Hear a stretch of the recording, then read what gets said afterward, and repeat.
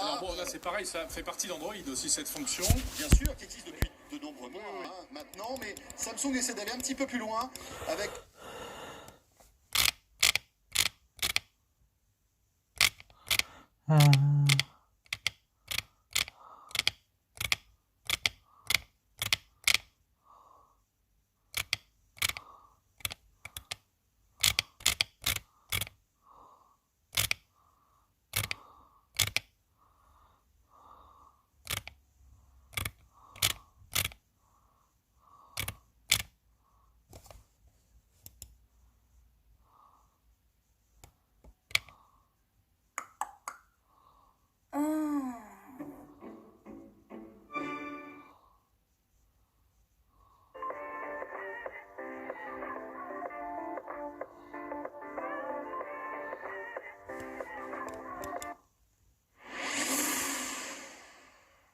L'actualité high-tech, c'est sur 01net TV. Merci d'être avec nous. Aujourd'hui, focus sur une nouvelle race de téléphones portables, les téléphones de marque de distributeurs. Que valent ces smartphones de supermarché? On fait le point, on vous en présente deux qui sortent du lot.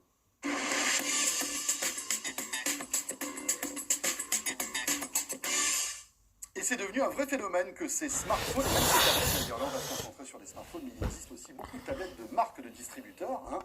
Donc ce sont des appareils qui coûtent pas très cher, la plupart du temps moins de 200 €, qui n'ont pas des spécificités techniques hilarantes, il faut Mais pas s'attendre. pas inintéressant quand même. Bientôt gagnera, En tout cas, ça montre une... gagnera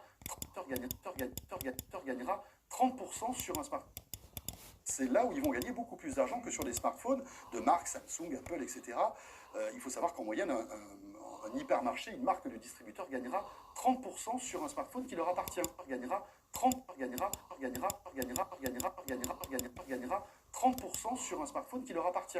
Alors qu'en général, sur des smartphones de marque, on va dire traditionnelle, c'est que 7%. Donc il y a aussi un business derrière tout ça.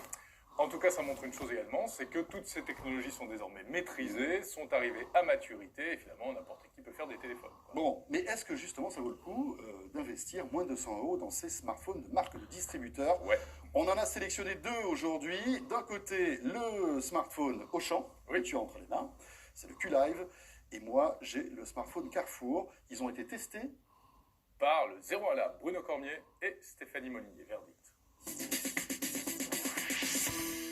Auchan a lancé à l'international il y a quelques semaines sa propre marque de produits high-tech, Q-Live.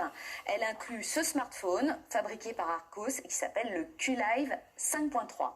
Alors pourquoi 5.3? Parce que la principale caractéristique de ce smartphone, c'est qu'il a un grand écran de 5,3 pouces qui fait de lui une phablette. Ses principales qualités, tout d'abord c'est son capteur 8 mégapixels qui fait des photos très satisfaisantes.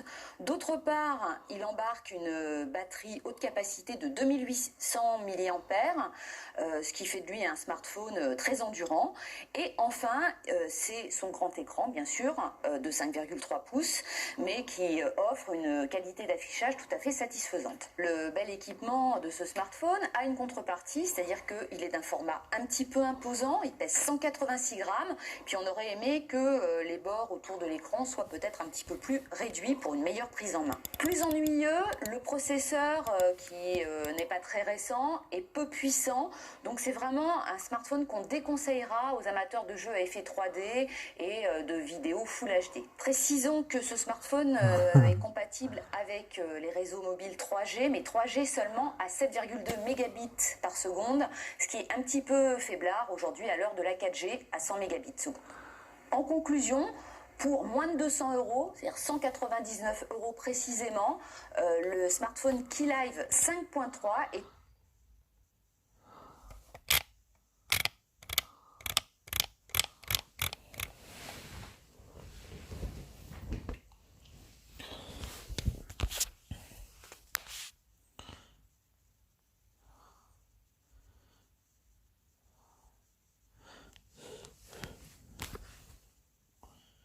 Y'a qu'à casser.